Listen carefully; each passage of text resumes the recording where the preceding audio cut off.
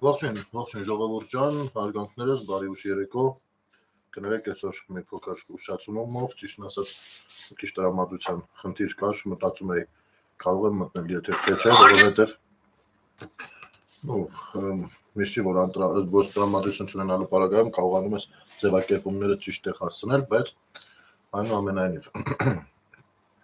որոշեցի մտնել, որովհետև կան թեմաներ, որոնք հաջորդ անգամ, հաջորդ օրը խոսելուց արդեն կարող են ակտուալ չլինել, ուստի դա էր պատճառը, որ ամեն դեպքում թեկուզ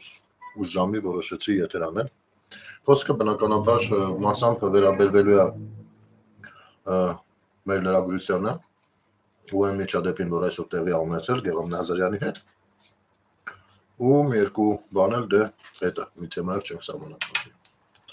Նախ ցերեկը առավոտյան ավելի ճիշտ աչքովս ընկավ այս տեսարանը, խնդրեմ, երևի եկել եք բոլորը։ Ես առաջարկում եմ միասին եւս մեկ անգամ զմայլվենք մեր հմուտ լրագրողների աշխատանքով, խնդրեմ։ Բաժարքեք անես։ Ձեզ դուք եք որ ասեք ինչ որ մեկին հավաքեն թե չէ։ Չհասկացա։ Օգոստոսի 2-ից հետո ես ազատ մաքրում եմ, դու բանտում թե չէ։ Ինչ եմ դինալու։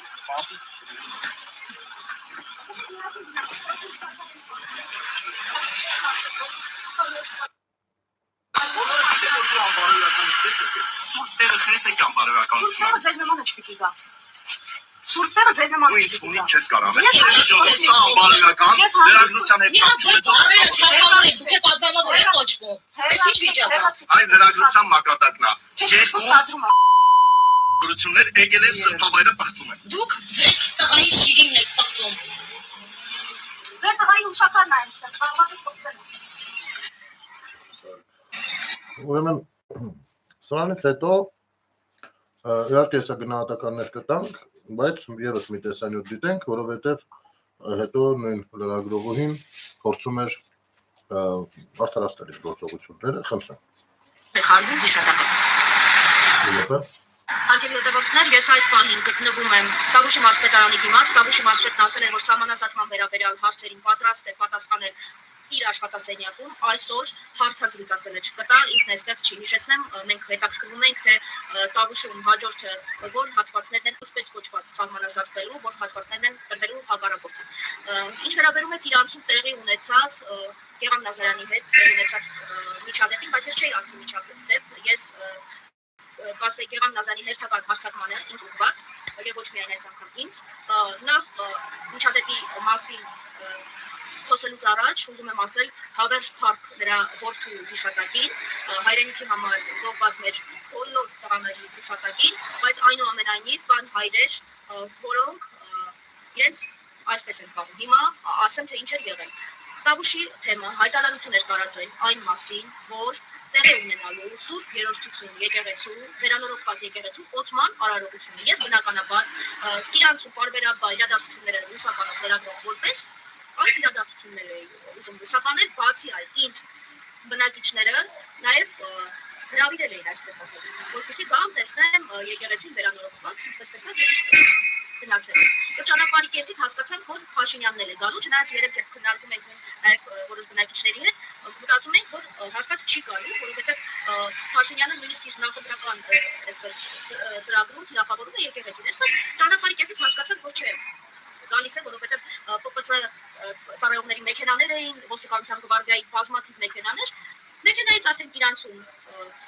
իջնում ենք, առաջանում եմ դեպի եկեղեցի, մեզ մոտենում է ՊՊՑ ծառայող, մենք այդ բանի դեռ նկարում չենք իրականացնում, պատրաստվում ենք մեր մասնագիտական գործունեությունը արդեն այնտեղ կատարել, մոտեցավ ՊՊՑ ծառայողը, ասաց, որ այնտեղ գոտի է սահմանվելու, որից ես չեմ կարող այս այն գտնել, ես բացատրեցի, որ ես եկեղեցի մտնելու եմ, որևէ մեկը բացի Աստծուց ինձ չի կարող արգելել եկեղեցի մտնել, ոչ Փաշինյանը, ոչ ՊՊՑ-ն, այդպես խոսում են, հանգիստ, թե ՊՊՑ ծառայողներ հանգիստ խոսում, թե ելնելով նրանից, որ նա հանգիստ էր, բացատրում էի նաև ես շատ հանգիստ, որ գիտեք իմ մասնագիտական գործունեությունն եմ իրականացնելու, եթե բնակիչները մոտենան Փաշինյանին, խոսեն, ապա ես պիտի մոտենամ, միկրոֆոնը պահեմ, որ լսելի լինի, թե իրենք ինչ է խոսում, բայց եկեղեցու ներսում վստահ լինեմ, որ Փաշինյանին հարց չեմ տալու։ Այսպես, այդ խոսակցության ընթացքում տեսնեմ, որ ինչ-որ մեկը ինձ վիրավորելով գալիս է, թեքվում եմ Գեղամ Նազարյանն է, հորդորում էլ ինձ այդտեղից հավաքեն, ասում է ինչ գործ ունեմ այստեղ եւ իր այդ հայտնի արտահայտություններից մեկն են հնչեցնում։ Ես արդեն այդ ժամանակահատվածում թեքում ասում եմ Իսկ դուք ինչ իրավունքով եք եկել։ Ձեր որդու այդ ժամանակահատվածում արդեն ասում են, որ ձեր որդու շիրիմն է կստերության հիշատակը շիրիմն է բախծում, սա եմ ասում, սա է եղել։ Հետո Գերանազանը սկսում է ասել, որ ես նստելու եմ, փտելու եմ բանտում, ինքը լինելու է, չեմ հիշում ասեց օգոստոսի 2, օգոստոսի 3, օգոստոսի 2-3-ից հետո փտելու եմ բանտում։ Սա է եղել, որից հետո սկսեց ասել, որ անբարոյականություն է, լրագրություն չէ եւ այլն, բայց ես ուզում եմ Գերանազանին հիշեցնել, որ ինքը բազմիցս հենց իմ տեսախցիկի առաջ Լալա Հարաջ տեքստերով մեղադրում էր Նիկոլ Փաշինյանին իր որդու մահվան մեջ, ասում էր, որ իր որդուն սպանողը Նիկոլ Փաշինյանն է եւ ոչ միայն իմ տեսախցիկի առաջ այդ ժամանակահատվածում Արգեզի թերթերի եթերում, այլ նաեւ ազգային ժողովի անդամից էր ասում, որ տաղավար գնումներ այդ մասին էր ասում։ Հիմա անբարոյականության մասին ով իրավունք ունի խոսել։ Եթե որևէ մեկին թվում է, թե ինքը հանրային անբարոյական վարկը դրսևորելով կարող է ինձ վիրավորանքներ հասցնել, հավաքական արտահայտություններ անել եւ ոչ միայն ինձ, այլ նաեւ այլ լրագրողների, ովքեր իրեն ասում են թե այս հոգով մինչև անդրադառնալը թույլ տվեք Տիգրան Գրիգորյանի հարցին պատասխանեմ։ Տիգրան Գրիգորյան, հազար ներողություն, բայց ինձ թվում է դուք շատ սահմանափակ պատկերացում ունեք իմ աշխատանքի վերաբերյալ։ Գրել ես ես իմ ինչերի տեսանյութերն էլ ես տարածում, դուրս տվածներն էլ ես տարածում։ Քանի որ այսօրվա թեմաս լինելու առաջինը սա, էլի թեմաներ են լինելու, եւ որպեսզի լինեմ օբյեկտիվ, այստեղ բացի քեզանից, որ հնարավոր է տեղյակ ես UNESCO գնահատականը, կան նաեւ տարբեր մարդիկ։ Ուստի ես պիտի ցուցադրեմ ինչա խոսվում ու նոր անդրադառնամ։ Ես չեմ տարածում մնացում։ Ես տարածում եմ իմ վերաբերմունքը այս ամեն ինչի։ Ու եթե այդ հարցում օգտակար լինեք, շնորհակալ կլինենք։ Իսկ մնացածը խնդրում եմ փորձենք իրար գնահատականներ չտալ։ Իմ գործելավոճը դա է, մի քանի տարի ու դուք շատ լավ գիտեք։ Դուք ինքներդ շատ լավ գիտեք։ Այնպես որ եթե ձեզ դուր գալիս է, շարունակեք դիտել ու եթե հարցեր կլինեն, ապա խնդրեմ, եթե չէ, ձեր գործն է։ Հիմա հերթով գանք ժողովուրդ ջան։ Նախ առաջին տեսանյութը տեսեք երևի։ Ոնց է սկսվում։ Հետո ինքը ինչա խոսում ու պատմում։ Ես հասկացա, որ այդտեղ կտրած է հաստատ տեսանյութը, տեղադրած է այն հատվածը, որը որ իրենց անհրաժեշտ է։ Եվ ինչ որ մի բան է տեղի ունենում, Նորա Նազարյանը ասում հավաքեք սրանց տեղից, ու խոսքի մեջ զգացմունքային վիճակ է, հասկանում եք, զգացմունքներ։ Ես հետո տեսա նաև որոշ երևույթներ, նույնպես գրել են, որ այ դու քո երեխային ուրացար եւ այլն, քո տղային ուրացար, դու ոնց կարող ես։ Հիմա ասեմ ձեզ։ Գամ այդտեղից էլի, հետո ընդհանուր կխոսենք, որովհետեւ պետք է մի կողմից ինձ զսպեմ։ Տեսեք, նախ ես ինքս Գեգամ Նազարյանին շատ քննադատել եմ։ Մշտապես եմ քննադատել, երբ որ ինքը Հայաստան դաշինքում էր ու երբեմն խոսույթներ էր օգտագործում, որը լավը չէ, մեղմ ասած։ Անկամ վիրավորական ու ընդհանրական խոսույթներ էլ օգտագործել։ Բայց ես հասկանալով նրա կարգավիճակը, գուցե քննադատել եմ, գուցե կոպիտ եմ քննադատել, բայց երբեք չեմ անցել այն սահմանները, որտեղից սկսվում է զոհվածի ծնող հասկացողությունը։ Ու ոչ միայն հարցում, բոլորի հարցում։ Դե հիշեք 2021 թվականներին ինչ էր կատարվում։ Այս մարդկանց դարձրել էին իրանց ձեռքի խաղալիք, զգացմունքայնությունը նրանց օգտագործելով, իրենց ցավն ու կորուստը գիտակցելով, ատելություն էին ներարկում, ու ես շատ լավ հասկանում եի, որ այդ մարդիկ պարզապես այդ բային սառը չեն դատում ու ինչ որ ասում են էմոցիոնալ բանով։ Բայց ժամանակ առ ժամանակ անդրադառնում է, անգամ դեպքեր են եղել, որ օրինակ նույն թեկուզ Կարին Տոնոյանը մյուսը իհարկե իրանց խոսույթին քննադատական մոտեցում ունեցել են, բայց երբ որ մարդիկ են եղել փորձել են մեկնաբանություններում կոպիտ ձևակերպումներ անել ու ես տեսել եմ դա, հորդորել եմ իմ հետևորդներին, որ նման գրառումներ չանեն, որովհետև դա պետք է հարգվի։ Չեմ ասում դա պիտի ամենաթողություն հուշի, բայց պետք է հարգվի այդ հանգամանքը։ Ու այն ամենասկզբից էլ անգամ ժամանակ առ ժամանակ ասում է Գեգամ Նազարյան, դու այդպեսինը չես, քեզ այդպեսինը դարձրել են, ու մի օր ամեն ինչ կընկնի տեղ ես հավատում։ Ու հիմա անգել է։ Տեսեք, որպես падգամավոր, նախ ես խոսքս ուղղում եմ նրանց, ովքեր որ ուրացող, բացողս բաներ են ասում։ Մարդը падգամավոր է ու որոշակի գաղտնի փաստաթղթերի է տիրապետում եւ ինֆորմացիաների։ Դες ոնց է թվում։ Իսկ գուցե նա ուսումնասիրել ու սկսել է հասկանալ, որ իրականում հենց դուք եք խապել իրեն ու այդ ատելությունը ներարկել իր մեջ։ Ու ինքը գուցե հիմա այդ ճանապարհով է գնում։ Հիմա Սաթիկ Սերյանյան գրառում ես արել, փոխանակ գնահատական տաս լրագրողի վարքին, իմիջիայլոց լրագրողն իր գործունեությամբ նույնպես լեզվամտածողությունը խրատում հասարակությանը մյուս դու փոխանակ գնահատական տալու նմանատիպ վարքին գրառում ես անում այսպեսի։ Ահա այսպեսի։ ու վերևը գրում ես ինչ։ Դու ես սպանել իմ ապգարին, Նիկոլ, դու պիտի խնդրես, որ քեզ ու Աննային ձեռք փակալեն։ Իբր այդպես ինչ է, հիմա ինչ ես ասում, ես ֆռացիր ուրացար ճամբարը փոխեղար։ Այո, այդ ժամանակ դուք նրան համոզել եք, որ Նիկոլն է սպանել իր տղային։ Միջև ինքը հիմա պատգամավոր է ու տեսնում է, որ դա այդպես չի։ Հիմա, եթե մարդը ասել է դա, շատերն են ասել դա, շատ-շատերը մինչև հիմա են ասում։ Ապա երբ որ մարդը շտկվում է, հիմա ինչ, ուրեմն պիտի միշտ մնար այդ մտածողության մեջ, դուք տենց եք կարծում, սա է ձեր լրագրությունը։ Սա է պատկերը, սա է դասավանդում դուք առհասարակ։ Սա է լրագրող դառնալու պահանջը։ Ասենք, եթե մի հատ երիտասարդ ցանկանա լրագրող դառնա, դուք նրան սա եք սովորացնելու։ Ապա ես ոչ եմ անում, որովհետեւ մեկը չգնա լրագրող դառնալու, քանի եթե սա է առաջարկը, հասկանում եք։ Ինչ անը դու անի, դու պատկերացնում ես ինչ է նշանակում կանգնել որդու հուշակարի մոտ կամ անգամ մոտ չէ, առհասարակ զոհվածի ծնողին ասել դու ուրանում ես, դու պղծում ես քո որդու հիշատակը։ Դու հասկանում ես դա ինչ է նշանակում։ Դու հասկանում ես որտեղ ես խփում։ Դա վերը ամեն տեսակ անբարոյական չկա բառեր, որ կարելի է ձևավորել այդ վարքը։ Կրկնում եմ, ես ինքս, այո, այստեղ Գեգամ Նազարյանն էլ հանուն անկեղծության ասեմ, ինքն էլ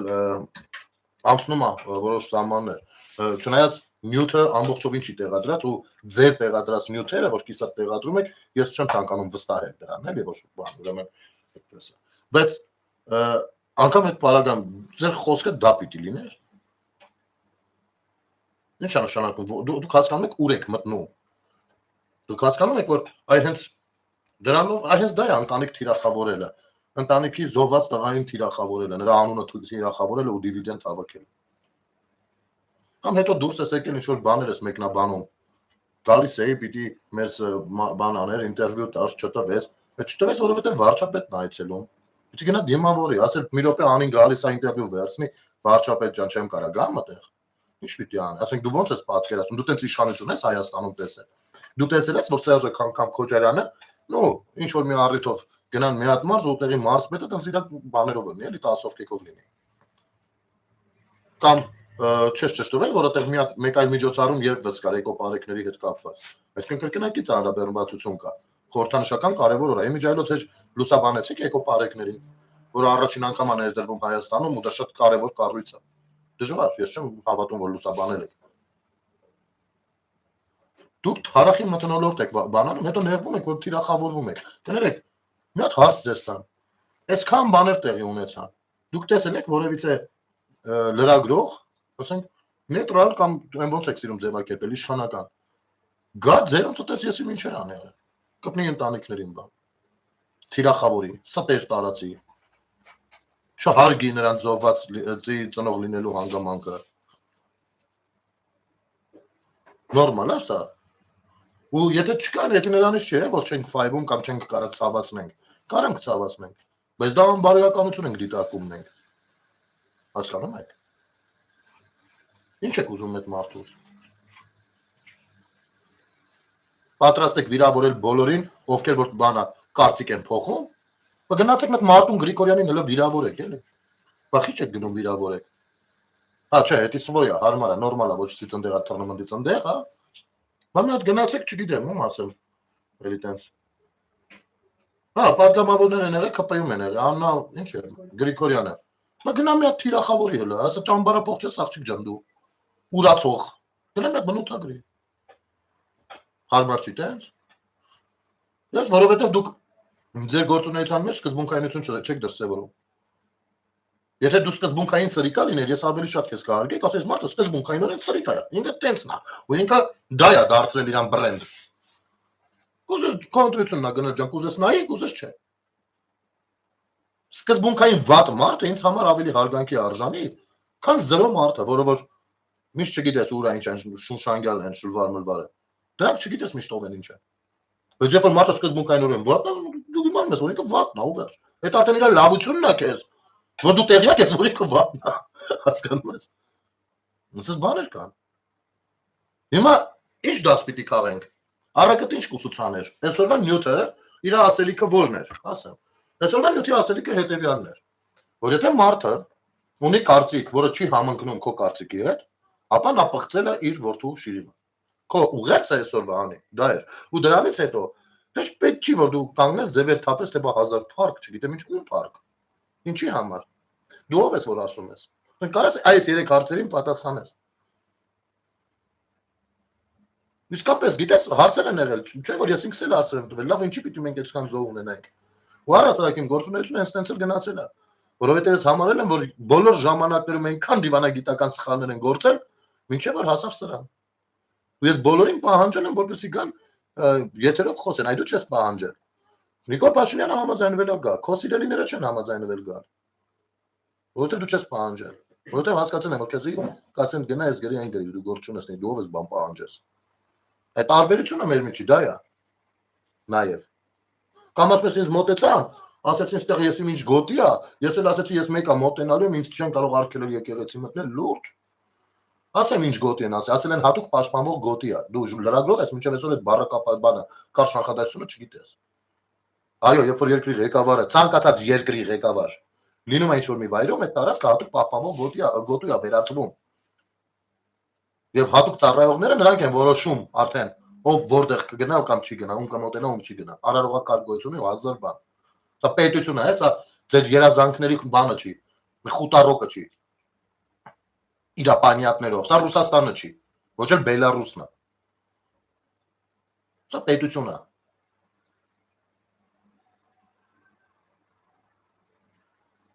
Չգիտեմ, սուս գրի, տեսնենք։ Ես հիմա եթե թեմայի մեջ է, խնդրեմ։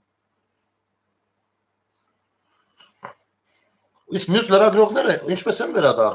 բանանում, այս ամեն ինչին վերաբերվում։ Գիտեք ինչ, հետո գնում կանգնում եք վարչապետի բրիֆինգին, ասում եք մենք լրագրողներս թիրախավորվում ենք հասարակության կողմից։ Կներեք, եթե դուք վատ լրագրող եք ու վատ աշխատանք եք տանում, ձեր թիրախավորվելու մեղավորը ով է, թիրախավորողը։ Բայց ձեր աշխատանքը նենց արեք, որ հարգանքի արժանանաք։ Մենք չենք ասում մեր սրտով բաներ խոսեք, չէ՞։ Բայց ձեր աշխատանքը արեք պրոֆեսիոնալ։ Հիմա տեսեք, այս միջադեպն է եղել։ Որտեղ են ձեր գնահատականները։ Որտեղ ու եթե դուք գնահատական չեք տալիս, ցած ջայլամի պես գլուխներդ մցնում եք բանի տակ, հողի տակ յանի չեք տեսել, չգիտեք, սրանով նպաստում եք, որ հանրությունը, ովքեր որ չի ընդունում այս անբարոյականությունը, ձեզ նույնպես ներառի մտովի այս մասնագիտական ոլորտի շրջանակներում։ Երբ որ ասի լրագրող, վատ բան պատկերացնի ու իհարկե նաև ձեզ։ Հասկանում եք։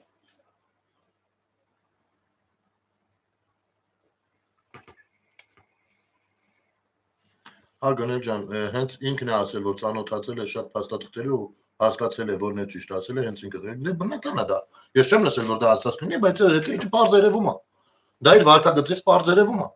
Մարդը չի նստել, մնացել, ասել, չէ, լավ, որ սենց է, ուրեմն սենց եմ։ Բախյա դուրս եկել Հայաստան դաշնիկից, ինքը հիմա անկախ պատգամավոր է, չէ՞ առնձի։ Իհարկե, քաղաքական կոռեկտությունը թույլ չի տա, որ ինքը շատ բաներ ասի ու պատմի ու խոսի, բայց այնուամենայնիվ դա պետք է անցալենք մենք։ 44 օրյա քննող հանձնաժողով կար, բան կար։ Առավոտից երեկոն ինչ ուզում խոսում են։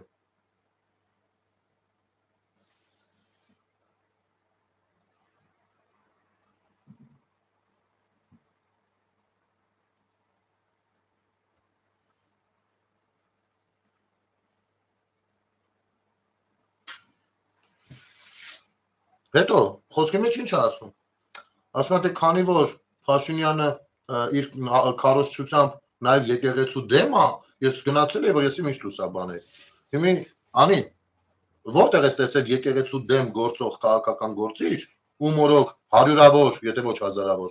հարյուրավոր եկեղեցիներ են նորոգվել, հիմնանորոգվել, վերանորոգվել, հարյուրավորները, եթե ոչ հազարավորները ընթացքի մեջ են դեռևս, գումարած դրան նա մասնակցում է եկեղեցու օծման արարողության, մի եկեղեցու, որը ավելի քան 100 տարի ավերակների մեջ չգործող վիճակում այդտեղ է եղել։ Դու իմ ասես չէ ինչ լինի, ես պիտի մտնեի ներս։ Ուր ներս։ Ուր ներս։ Մտներ ցույց տա այդ ինչը։ Դու մտնելու ես ասեի տեսեք այստեղ ավերակներ են եղել ու ես չէի կարող մտնել եկեղեցի, որովհետև ինքը չգործող եկեղեցի էր, խոնարհված եկեղեցի էր։ Այ բայց տեսեք, այսօրվա իշխանությունը այն նորոգել է եւ օծվում է եւ այսօրվանից աշխատելու է, հա, սա էր լուսաբանելու։ Դրա համար ես հետո եկել կանգնել մարզպետարանի առաջ ասում որ այ այսօրվա իշխանությունը եկեղեցու դեմ է գործում։ Գիտես իսկապես տրամադրություն չունեմ շատ ավելի վատ արտահայտվելու, բայց sense բաները որ անում եք, ես հասկանում եմ դուք չեք ընդունում, չեք ընկալում Հայաստանը որպես ձեր երկիր եւ հայ ժողովրդին որպես ձեր ժողովուրդ։ Դուք չեք ապրում հայ մարդու ցավով։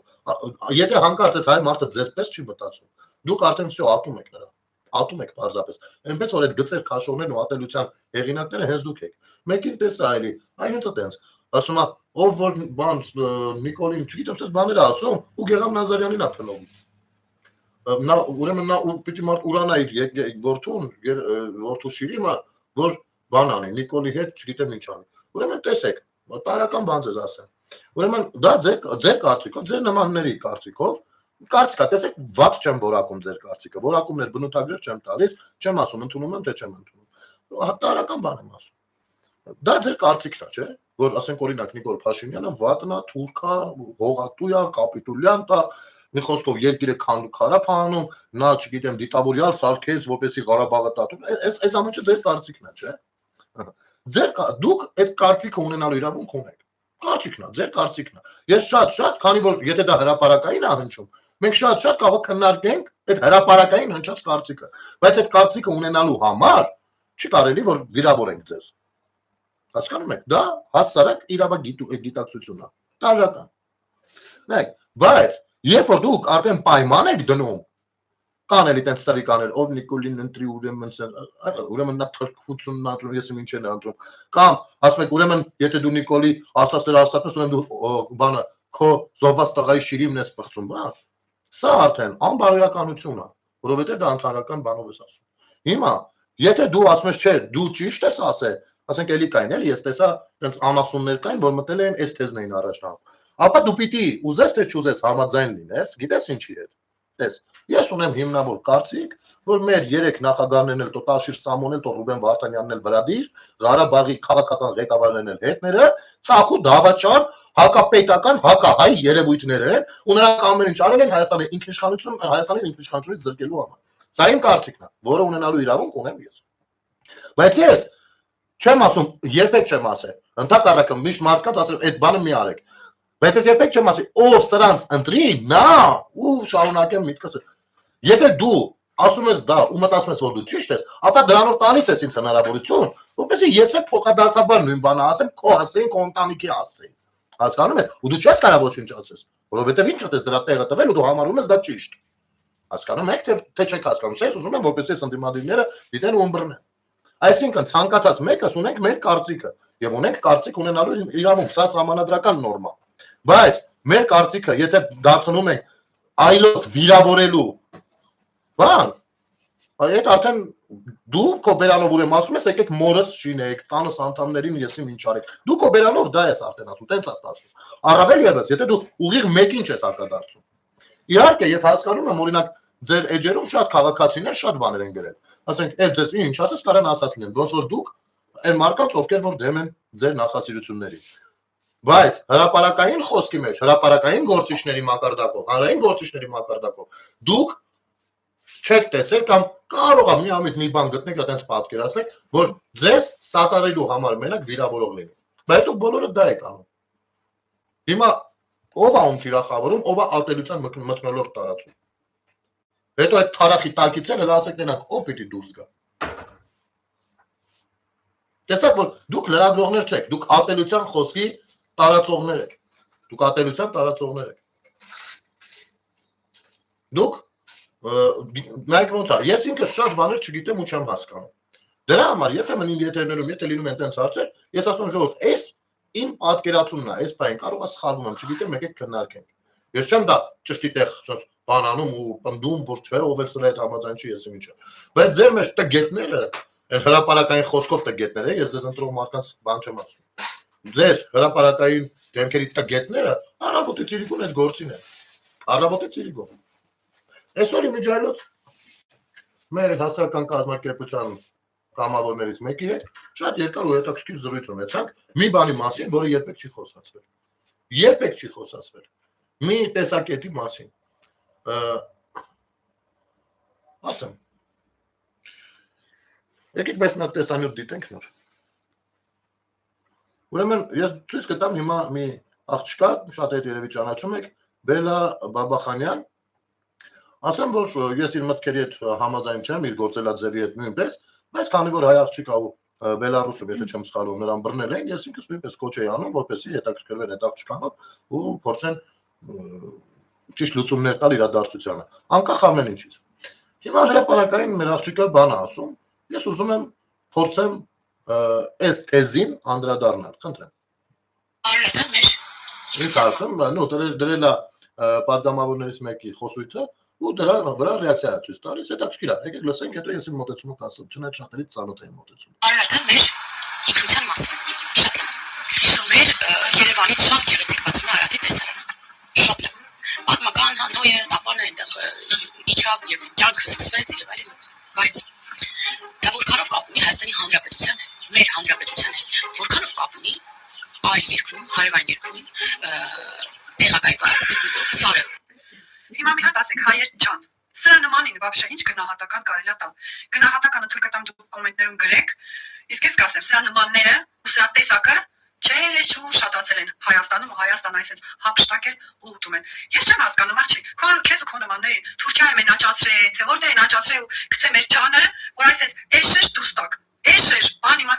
Լավ, հիմնավորը ի՞նչն է էշեշ, մի հատ Հայ հիմնավորը։ բերանից ով կարա տենց բառեր լսի, մի հատ ասեք էլի։ Հա, մեր հանրապետության հետ Մասիսար Արարատը ինչ կապ ունի։ Հա, ընդհանրապես դու պետք է մեր հանրապետության հետ ոչ մի կապ չունենաք։ Ինչի համար հիմնավորը։ Գնացեք Թուրքիա, Ադրբեջան, այնտեղ ազեր տեղը։ Արարատը մեր Հասկանում եք, այսպես բաներ են տարածում, գնահատական են տալիս, բայց չեն հիմնավորում։ Հիմա ես կփորձեմ մի փոքր իմ պատկերացումները բելային ներկայացնել, ինձ թվում է կտեսնի ամենայն արգանքով։ Ուղիղ բան չունեմ, մարդը ինքն էլ ինչ որ նյութեր անում, վիճոներ անում, բա։ Տես, բելա։ Հայաստանի Հանրապետությունը որտեղից սկսել։ Որն է Հայաստանի Հանրապետությունը։ Դու նախ քեզ պիտի հարց տաս։ Ինչն է հանրապետություն, որոնք են Հայաստանի սահմանները։ Եթե դու, Բելա ջան, կարողանաս մի հատ այս ընտրությունները, մի ամսից ընտրությունները, այսա բոլորը դուրս են գալու քարոզարշավի 17 կուսակցություն, 2 դաշինք, 19 ուժ մասնակցում։ Ես պիտի քեզ խնդրեմ, գտնես ու ցուցադրես այն քաղաքական ուժին,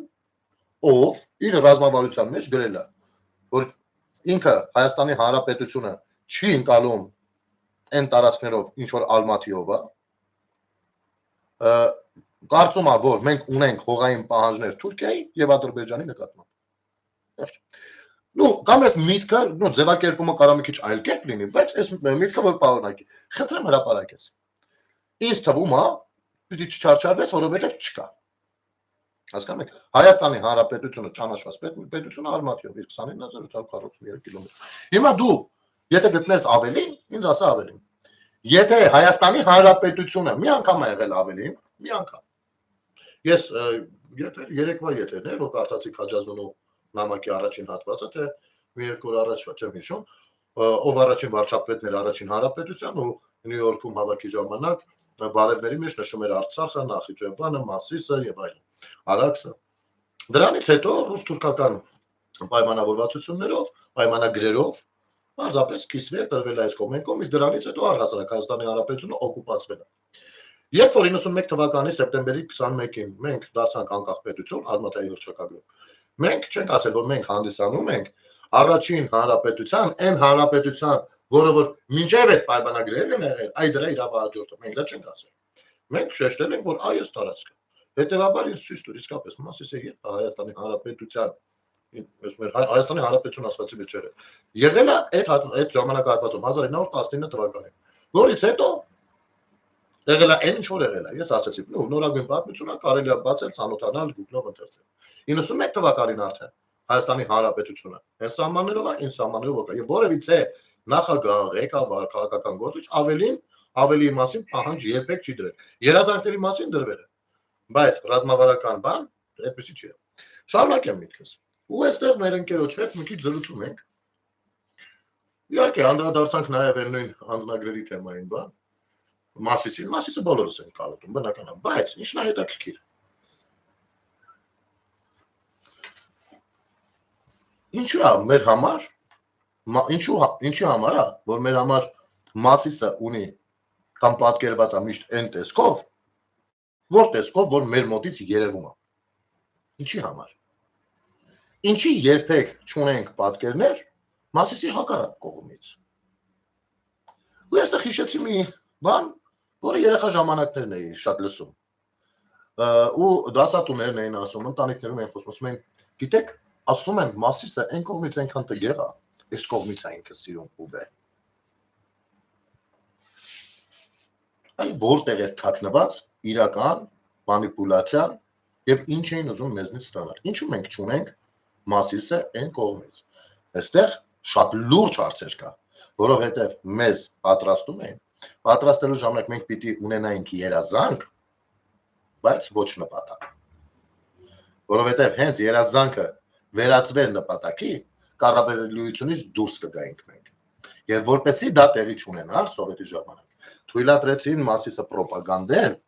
այո, թույլատրեցին, որովհետեւ ցանկացած ռոպագանդա գրաքննության էր արժանանում Մոսկվայում, այստեղ ինձնից ինչ-որ բան չեմ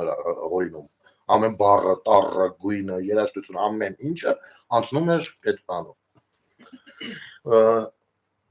Ու հանկարծ նրանք թույլատրում են մեր մոտ Մասիս, ցեղասպանության թեմա, ծիծեռնակաբերդ, կինոներ։ Իհարկե, սա այն ժամանակ չէին թույլատրելու։ Թույլատրեցին, որովհետև Սովետի ու Թուրքիայի միջև հարաբերությունները գնալով լարվում եւ սրվում էին, իսկ եթե հնարավոր ռազմական բախման դեպքում առաջին գիծը պիտի ամուր կանգնած լինի իր տեղում եւ որպեսզի առաջին գիծը ամուր կանգնած լինի իր տեղում պետք է լինեն իդեոլոգիաներ։ Եվ գնաց այդ ռոպագանդան։ Հետո իհարկե 91-ից հետո մնացածը իներցիայով գնաց արդեն, իներցիայով։ Այդ դրա համար Մասիսի հակառակ կողմից պատկեր չպիտի լիներ, որովհետև մենք կընկալենք Մասիսը ամբողջական։ Մենք դա հոգեբանություն է, հոգեբանություն։ Կա վերևից, բայց այդ վերևիցներ մի քիչ sense օլուաբարոտ թեք, մի քիչ թեկած բանը բացնորդ, որ ամեն դեպքում այս կողմի տեսարանը լինի։ Ախպեր, դե գեղա, գեշա թե սիրուն է, իմ տեղը եք որոշում, գեշա թե սիրուն։ Ցույց տվեք ինձ, ինչպիսին նա։ Չէ, ես կարող եմ հայթայթել տես նկարներ, բայց ոնց որ թե ընդհանուր առմամբ չկա, չէ։ Որովհետև մենք պիտի Մասիսի երազանքը ունենալով առաջին գծում դիմակայենք առաջի հարվածը, հնարավոր հարվածը Թուրքիայի։ Բայց այնպես չէր, որ պիտի ինչ-որ ընդեղից բան վերցնեին ու տային մեզ։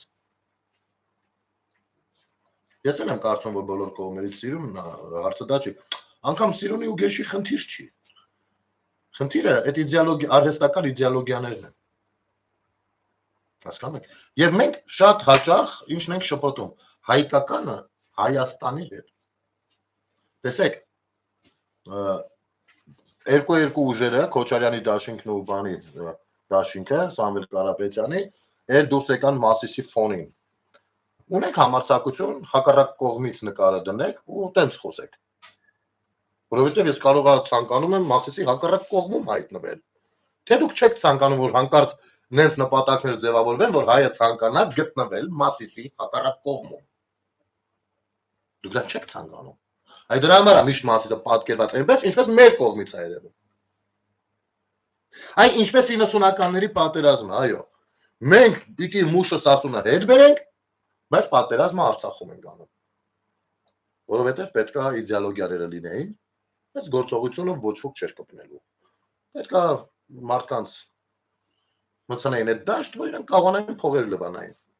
Հələ համբերեք ես ով է արևմուտք գնալու համար արևել գնում։ Կամ տարական հարց, իսկապես տարական հարց, սրա մասին շատ քիչ է խոսվում։ Կներեք, Նախիջևանի հետ կապված ինչի որոշումներ չընդունվեցին։ Ինչու։ Լավ, որևիցե մեկին այս հարցը, ասենք սպառիչ պատասխան լսել եք ժողովուրդ ջան, որովհետև ինչքան որ մենք գիտենք 90-ականների առաջին Արցախյան պատերազմի ժամանակ Նախիջևանը ամբողջովին դատարկ էր արդեն։ Ընդամենը մեզ ասում են, ընդամենը կարելի էր մտնել ու զարթել ու վերջացնել։ Հիմա, եթե դու եթե մի հատ գեներալի նստածնես, պատմես թե ինչ ա եղել, լուրջ նորմալ նատոյական գեներալ, նա չի հասկանալու դու ինչ ես պատմում։ Ոնց կարաս դու չունենալով Սյունիքի մարզում ռազմավարական խորհուրդ եւ կռվելով այս երկրի դեմ, ունենալով թիկունքում տարած, որ կարող ես վերցնել ու քո ռազմավարական խորհուրդը ընդլայնել, որպեսզի ավելի ամուր դիմակայես են կողմը, բայց մեկա չմտնես։ Մեկա չմտնես ախպեր։ Ինչի համար։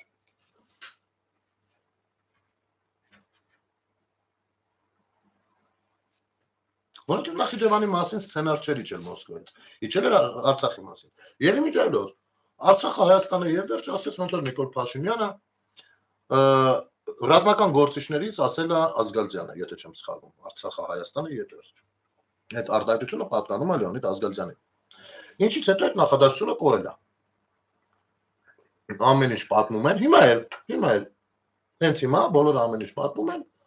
բացի ասեն հայկական է, հայկական, ես մշտապես շեշտում եմ, որ հայկական շատ տեղեր կան հայկական։ Եթե ձեզ թվում է Սիրիայում հայկական թաղեր չկա, Լիբանանում հայկական թաղ, Եգիպտոսում հայկականություն չկա, Իսրայելում հայկականություն չկա, հնագույն մշակութային ներկայության մասին եմ խոսում ես։ Հողային սեփականատիրությամբ ընդ որում։ Սա Լոս Անջելեսի հետ չեմ խառնում, Իրանում չկա այդ, բա ինչի համար չի եղել այդ պահանջները։ Ինչի համար չի շեշտվում դրանց հայկականությունը։ Հա, որովհետև այստեղ խնդիր չկա դրած, որովհետև Ռուսաստանի ծրագրերը այլ կերպ են աշխատում։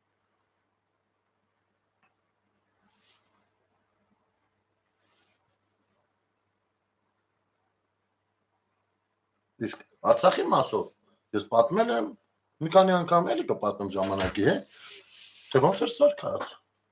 Պիտի ուռացվեր այդ ռազմական գործողությունը։ Եվ Բաքվի ու Սումգայիթի ջարդերը դրա մասին էին։ Բաքվի ու Սումգայիթի ջարդերը դրա պիտի այս Ղարաբաղը դրա համար էր դրվել Ադրբեջանի տարածքային ամբողջականության մեջ դեռևս Ստալինի կողմից։ Եվ այդ փաստաթղթերը դեռևս ոչ ոք չի բան արել, վերացրել, անուլյորովս չեն արել, ոչ ոք։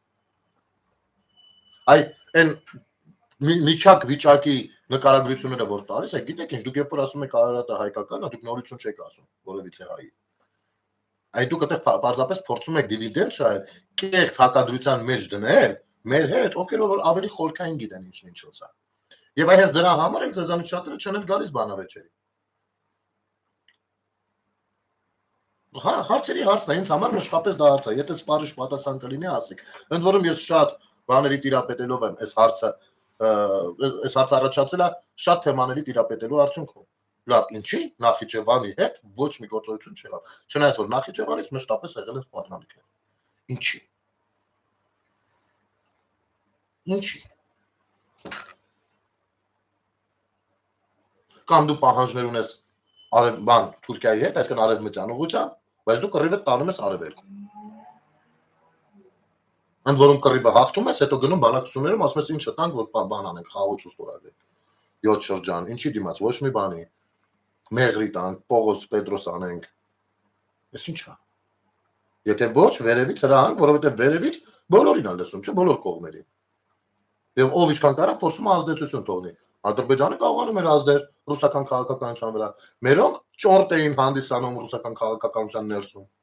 Եվ միջև հիմա իրաց ճորտությունը պատմում են։ Դուրս եկել Նարեկը ասում է բան, այ Զելենսկին քանի որ գալիս է, դա մեր Հյուսային եղբորը բան ենք անում, նեղացնում ենք։ Վաղը որ դառնակ ղեկավար, տենց եք մտածելու։ Տենց եք մտածելու։ Ասելու եք, բայց սրա հետ ընկերություն չանեմ, նրա հետ ընկերություն չանեմ, գործեր չձեռնարկեմ, ծրագրեր չիրականացնեմ, որովհետև կնեղացնեմ իրան։ Եկեք լավ Եվրոպայի մասին մոռանամ Ամերիկայի մասին, որովհետև կնեղացնեմ իրան։ Այ հենց տենց եք արել, որ Հայաստանը Ադրբեջանին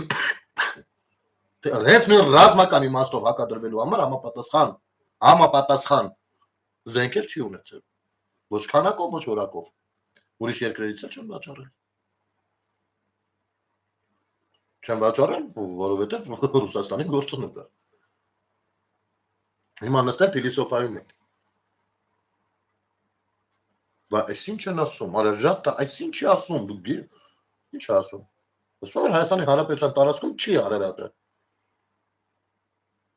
Այո, նա հայկական է, բայց Հայաստանում չի։ Ինչ է ինչի ասում։ Կներես Հայաստանում, հա։ Կամ ունենք քաղաքական ուժ, ով ասում է իմ ընտրվելու դեպքում կոնսոլիդացնում եմ ժողովրդին, մենք պիտի Մասիսը հետ բերենք ինչքան վաղ ուզում անցնի։ Կա մեկը որ ասում է։ Չի կարելի։ Ու այո, հերիքա ժողովուրդ ջան, գործիք լինենք, իսկ մեր գործիք լինելը հենց մեր չիմացությունից է գալիս, մեր կրթությունը, որովհետև այն կրթությունն է, որը գործիք լինելու համար է եղել նախատեսված։ Դրա համար էլ թե վերապատրաստումները, թե մոտեցումների մեջ խորամուխ լինելը, փորձել ուսումը,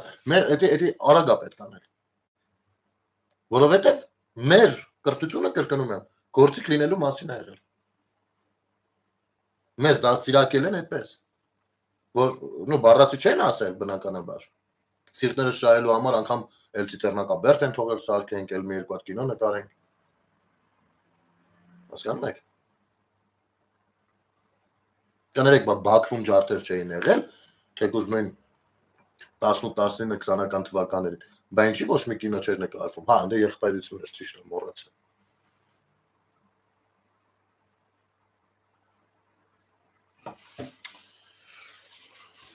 Այնպես որ այս երկու հարցը ինձ համար դեռ երկար կքննարկենք, հիմա ասացի մի քիչ տրամադրությունից ելնելով շատ չեմ մարանա, բայց այս երկու հարցը երկար այո քննարկումների եւ խոսալու թեմա է։ Մեկը ինչու երբեք մեր լեզվամտածողության մեջ չի ներկայացվել Արարատը հակառակ կողմից։ Ինչու մենք այդ խնդիրը։ Մենք ասում ենք ինչու եք Խորվիրապը հակառակ կողմից նկարել։ Հարց եմ տալիս, ինչու Արարատ լեռը երբեք հակառակ կողմից չեք նկարել։ Եվ երկրորդ հարցը, ինչու Արցախյան առաջի պատերազմի ժամանակ Նախիջևանի հարցը չի լուծվել, որը լուծելի էր։ Այս երկու հարցերը, նենց որ ես պատասխանը ընդհանուր առմամբ պատկերացնում եմ, որ ասեմ գիտեմ, չէ, բայց պատկերացնում եմ, շատ լավ իմանալով ինչա ռոպագանդան, ինչա մնացածը, աշխարհքաղաքական բաները, մյուսը։ Ես պատկերացնում եմ երկու հարցի պատասխանները։ Բայց երբ որ դուք սկսում եք այս բանից, նշաձողից, այդ ձեր բանից պլենդուզից բարձր թռնել, այսինքն հարցեր են առաջանում, որոնց մասին դուք չեք մտածել, ինչը ցույց է տալիս, որ դուք այդ պլենդուզից կախված մնալու իրավունք չունեիք երևի։ Մեծ փրթելով չի։ Գնացեք այս երկու հարցին ինչ որ կերպ փորձեք պատասխանել։ Եթե կարելի է հրապարակային շատ շնորհակալ կլինեմ։ Ապեր մարդիկ ովքեր հանձնել են ժամանակին իրենց հետնորդները հիմա ազգային ժողովում նստած են, այլ ոչ թե Բերթում, դրա մեղավորը ով է, գնա գցի բռնի, հուլու, եղբայր, գցել բռնելու շատ բան չկա, ասեմ ավելին երևի դու նոր ես միանում մեր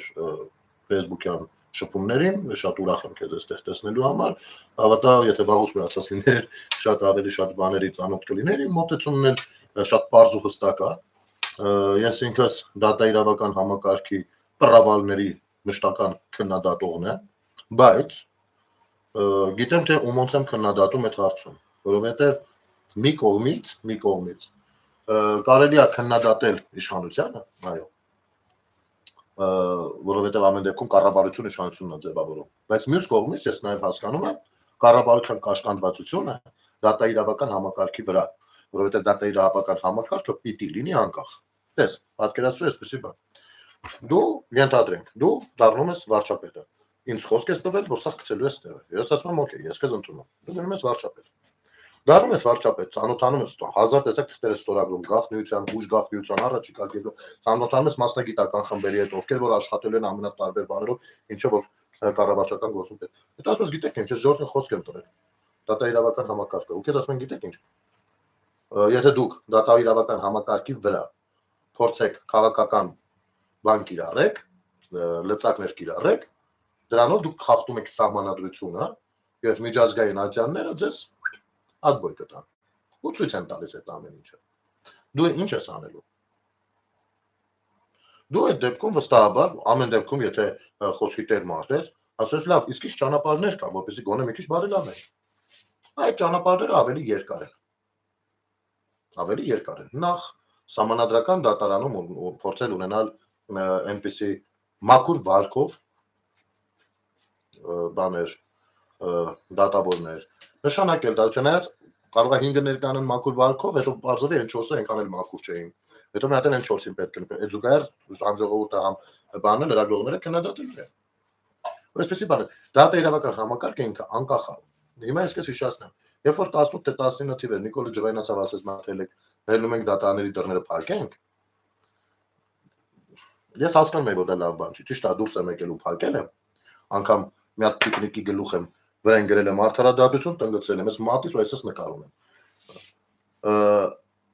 Բայց ես հասկանում եմ, որ էսի արդեն լավ բան չէր, որովհետև աշխարհից շատ լուրջ դիտողություններ են գալու։ Եվ նա 21 տվին լավ էր, ազատվավ դրանից, 21-ի ընտրությունները։ Բայց մյուս կողմից էլ այո, խոստումների մեջ քանի որ մտնում են նաև այնպեսի խոստումներ, որ մուրճ է գործելու, չգիտեմ ինչ, ու շատ բաներ չեն արվում, այդ արդեն քննադատելու հետ կամ տեմպերը դանդաղ են։ Բայց կան նաև գործեր, որ վաղեմության ժամկետն անցել է, այդ է քո երկրի օրենքը։ Նոր օրենք մշակում են, օրինակ պիտի այդ նոր օրենքը մի հատ համապատասխանի սահմանադրության հետ, մի հատ պիտի համապատասխանի, չգիտեմ, միջազգային եւ սիմվոլ բաների հետ, դու չես աշխարհից կտրված պետություն չես։ Օրինակ նոր օրենքներից լավ էր գոնե այդ մի հատ եղավ այն ապօրինի գույքի վերադարձը, որ գոնե դրանով կարողանա սրանց անձերը մի քիչ քաշել։ Եվ մեծ հաշվով սրանք դրանից էլ կատաղել են, որովհետեւ այդ գործերը արդեն եկել պրոշներին ասել, օրական արդեն վճիռները սկսում են լինել, նախադեպայինը մի ամիս առաջ եղավ։ Բայց եթե քո դիմադիրները չեն աշխատում, դու խնդիր ես ունենում, որովհետեւ մնում է այդ բեռը մենակ քո վրա։ Եթե մի բանի վրա պիտի աշխատել, օրինակ 6 ամիս, պիտի աշխատես արդեն մի տարի։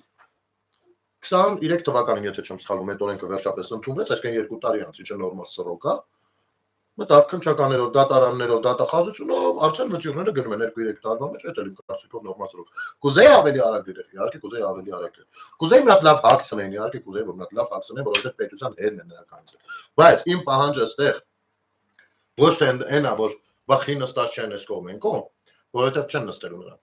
Այդ գործերով չեն նստելու հաստատ, եթե նոր բան լինի, դա ուրիշ։ Բայց վաղեմության ժամկետը անցած բաներ կան, այնտեղ 90% է դա։ Դրա համար մենակ ապօրինի գույքով են այդ օրենքները իրանք մտցրեցին, որ գոնե այդպես կարողանան կոպեկ այդ բերել։ Ես այն մարդն եմ միայն, որ կողմ եմ, որպեսի ոչ միայն կողմ եմ, պահանջում եմ 18-ից սկսած հեղափոխության հաջորդ օրվանից ես դա պահանջել եմ ու բարձրացնել եմ։ Մինչև մի հատ էլ իմ ասում, որ իրավաքաղաքական գնահատական պիտի տրվի, լյուստրացիա պիտի լինի, տրվի իրավաքաղաքական գնահատական։ Всё։ Այդ ամեն ինչ տեղի է ունեցել մինչև հեղափոխությունը։ Պետքա դա լինի։ Այդ հարցում թե ինչի են իրանք դանդաղում, երևի նրա համար որ ժողովրդավար երկրորդ ուժ չկա ազգային ժողովում, ով որ կստիպեր, կպարտադրեր ու նրանք չէին կարողանա ասել, կպնչեր կարողանա ասել, բայց դուք ձեր ժամանակ չկա, դուք ձեր ժամանակ։ Ժողովրդավար ընդդիմադիր ուժ կարի որ չկա ազգային ժողովում սրանելու։ Այս ընտրություններին ունիսի 7-ի մոտավոր նույն պատկերն ենք ունենալու, նենց որ ու էդի նրա համար է, որ այս 5 տարին շատ ուժեր չցանկացան աշխատել կամ չաշխատեցին։ Շատ քաղաքացիներ չկարեցան վերանային իրենց պատկերացումները չվերանայեցին եւ այդտեղեցին այս կամ այն բանին հիաստափեցին ու չգիտեմ ինչ եղան։ Այս ամեն ինչի պատճառով։ Ու այնից դեռ մի տարի լատեցին։ Դա։ Ախպեր էլեկտրիցինել եկեղեցին էլ պետք է անկախ լինի, բայց երբ երկրին դերսա պատճառում պետք է ռադ անել կաթողիկոսին, որից ես համաձայն եմ, բայց դատական համակարգը ավելի վնաս է տալիս։ Խիա իրանց նկատմամբ բացառություն արվում։ Արտուր ջան, շատ ուրախ եմ ախպերս, բացառություն չի արվում։ Ասեմ ավելին, վարչապետը մի քանի օր առաջ իմիջիալից եկեղեցու հետ պետք չի համեմատել, որովհետև մենք աշխարհիկ պետություն ենք, ճիշտ է եկեղեցին էլ բանա, այնտեղ այդ անկախ լինել չլինելը այնքան թույլ է ձևակերպված, մենք դրանք էլ ենք ժամանակին մանրացրել քննարկել, էլի հենց նույն համանadrության կետ անցնելու։ Դատարանը այլ մարմին է։ Դատարանը առանձին իշխանություն է։ Երրորդ իշխանություն է դատարանը։ Երրորդ է, երկրորդ։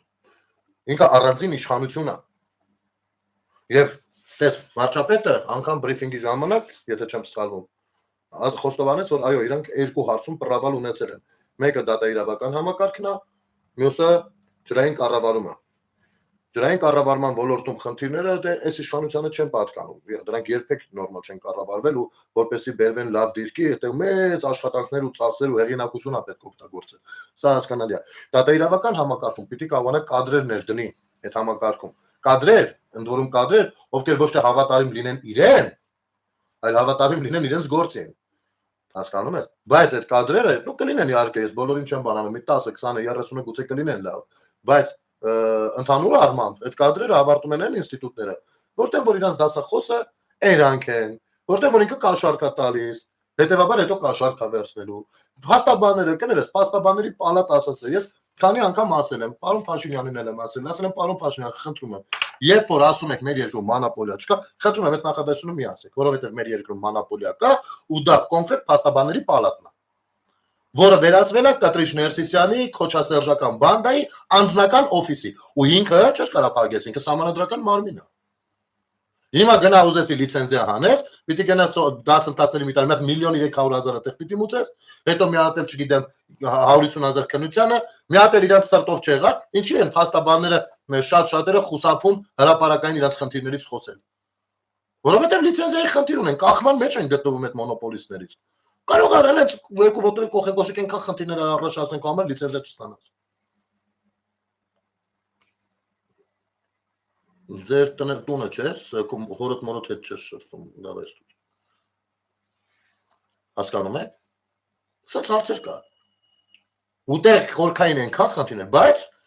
ասեմ այդ խնդիրների արկայությունը ոչ թե հուսահատեցնող, այլ ճիշտ հակառակ, տրամադրող է մյուս կողմից, որովհետև ես կարծում եմ այնուամենայնիվ մենք ընտրություններից հետո մի քանի առողջ իմ կարծիքով մտածող մարդկանցով կստեղծենք մի քաղաքական ուժ, ով որ շատ հարցեր կսպասարկի մեր քաղաքացիներին, սա շատ պատասխաններ կսպասարկի մեր քաղաքացիներին, ու կունենա առաջարկներ, ու կունենա ասելիքներ, կունենա լծակներ։ Դրանց մասին իհարկե առաջիկայում մենք չենք ուզում պարզապես այս ընտրություններին sense ինչ-որ մտնել այդ ամեն ինչի արանքը, թող մի հատ գնա, այս պայն բոլորս ունենք այլ խնդիրներ, այլ մեր նպատակը մեկը պիտի լինի, կամ համենայն դեպս ընդհանրական պիտի լինեն, իսկ մնացած պարագայում արդեն ընտրություններից հետո կերևա։ Չնայած ես եկեք հիմիկվանից ասեմ, որ ընտրություններից հետո ամենայն հավանականությամբ այն արտահոսքը, որը որ կա ինձ մոտ, ինձ թվում է առնվազն այս պայդրությամբ խոսակցություններ են գնում, որ մի քանի ամիս անկարգություններ կլինեն մեր երկրում, որովհետև նրանք փորձել են ապալեգիտիմացնել ընտրությունները, նրանք փորձել են ընտրությունների օրը ամեն ինչ անել, իսկ ընտրությունների հաջորդ օրվանից էլ միտինգներ կազմակերպել, այնպես որ այս ամեն ինչին էլ ամեն դեպքում պատրաստ լինենք, որովհետև մի քանի աղբյուրներից արդեն ստացել եմ տենց ինֆորմացիա։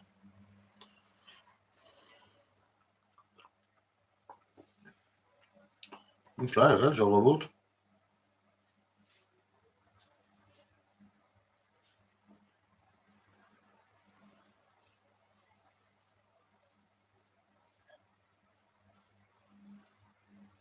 Գնել ջան ինչու՞ չես մի անգամ բարձրացնում վարկային տոկոսների համաներման հարցը։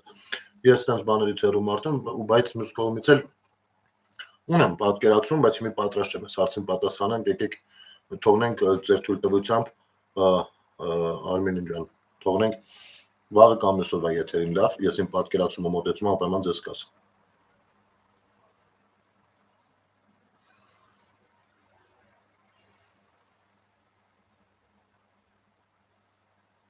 Ժողովուրդ ինչ-որ բան եք ասում։ Մերսի Գայանե ջան։ Նորմալ է մի խոսքով չաթում սա։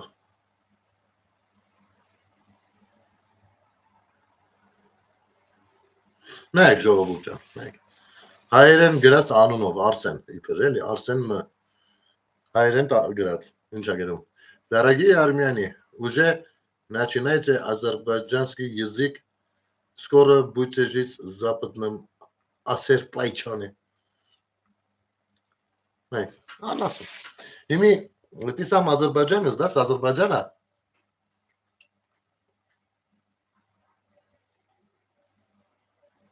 Ինքը գիտի ցավը տանեմ։ Ինքը գիտի, ինքենց ադրբեջանցի է։ Ինքենց ադրբեջանցի է։ Ու այս rank, նայեք, եկեք մի հատ էլ ցույց տամ, որտեղ այս թեմայով խոսացել եմ, բայց ամեն դեպքում մի հատ էլ։ Մի հատ կամերա ռազմավար ունեն, չէ՞, սապուշները։ Այն որ հելել Յանեմ Նիկոլինա գովում, ու вообще հիմա սրանց բաները դες դեմքերը հելում գովում են, Յանի կոչ են անում հայերի Նիկոլին ընտրել, ինչի համար են ասում, որ հաջորդը գիտես, իրանց հակադրվելու է, ու իրանց ուզածնեն ակակրած, որպեսզի ստեղ ասեն, այ տեսեք թուրքերի ուզածը սա է, եկեք չընտրենք։ Ու չընտրեն։ Իսկ Ալիևի համար ամենադժվար խաղացողը Նիկոլինն է, ով կարողացավ այն պարտության անկյուն, որ քշել էին այն իրեք նախագահները, կարողացավ դրա միջից վերադարձնի, պարտադրի, խելոք մնա ու պետություն կառուցի, ու դեռ մի հատ էլ բան, խաղաղության պայմանագիր, հիմա էլ հեսա քաղաքական համաժողովն է, հսկայական, սա գիտեք ինչ է, մի հատ գնացեք այդ երկրներ ու փորձեք այդ երկրների լուրերը լսել, ինչեր են խոսալու Հայաստանի մասին։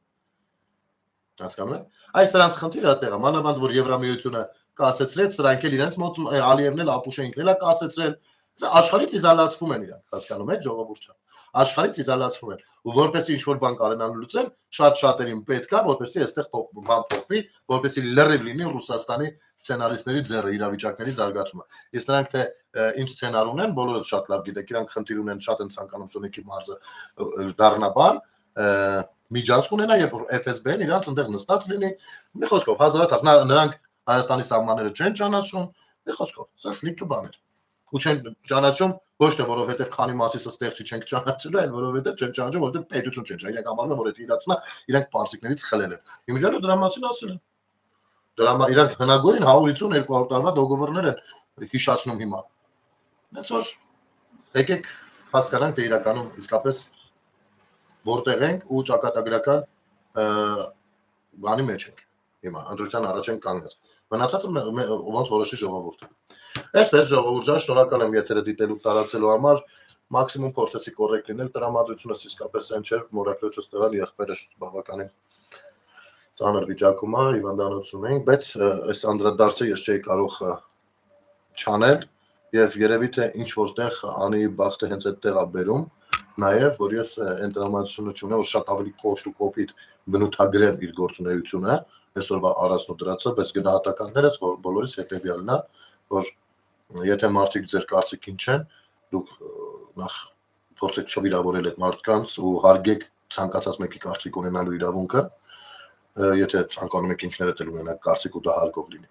Եվ երկրորդ շատ վատ բանը, երբ որ զոհվածի ծնողին ուղիղ ասում ես, որ դու քո երեխայի շիրիմը պղծել ես։ Այդ արտահայտությունները զգուշ արեք, դուք գործ չունեք այս բաների։ Դուք ավելի լավ գնաք տեսնեք, թե օրինակ Սամվել Կարապետյանը ինչով էր զբաղված 44-օրյային, ասենք ինչու էր կոչ էր անում հավասարության նշան դնելով, ինչով են զբաղված Ծառուկյան գագոները, ինչ որ բաներ պատմում են, բայց այդ բաները ոչ ոք ոչ տեսել, ոչ լսել, ոչ գիտի։ Ասեմ, ընդհանուր առմամբ սպասում են ինչա լինելու, որպեսզի այստեղ հեղաշրջում իրականացնեն։ Սա էր։ Եվ Հայաստանի ու Արցախի հարցերը լուծեին մեկ ընդհանուր կոնտեքստում։ Ինչի մասին արդեն պատմում է 004 շրջապետականը։ Փառք մեր հերոսներին, փառք բոլոր ժամանակների մեր հերոսներին։ Լավ եղեք ժողովուրդ ջան, ամենալավն ու բարին, ամեն ինչ լավ լինելու չմտածեք, բարի գիշեր ձեզ։